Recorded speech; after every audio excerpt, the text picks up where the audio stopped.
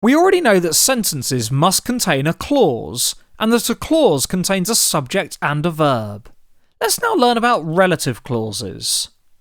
Generally speaking, a relative clause is a clause that starts with a relative pronoun, although, as we'll see in later lessons, there are some occasions where the relative pronoun may be left out. You can watch lessons 233 and 234 to learn more about the different relative pronouns that can be used. But the main thing to remember is that we use who and whose with people, and which and that with animals and non-living things.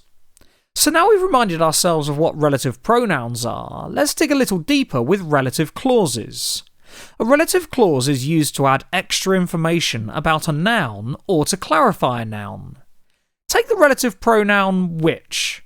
We can use this to add extra detail on an object. For example, I bought a new pen which is made of gold. The relative clause is which is made of gold, and it starts with the relative pronoun which. What about that? Well, we can use that with a relative clause that clarifies a noun. For example, we bought the house that is at the end of the street. Here, the relative clause is that is at the end of the street, and it starts with the relative pronoun that. Notice that the sentence would still be grammatically correct without the relative clause, we bought the house, but it's far less detailed. So we've seen how we can use which and that with non-living objects, and we can also use it with animals.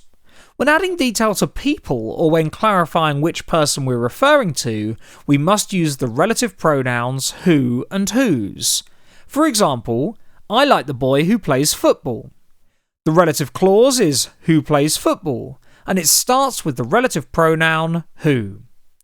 So, relative clauses are used to add extra detail to a noun, or to clarify which noun we're referring to. A relative clause nearly always starts with a relative pronoun.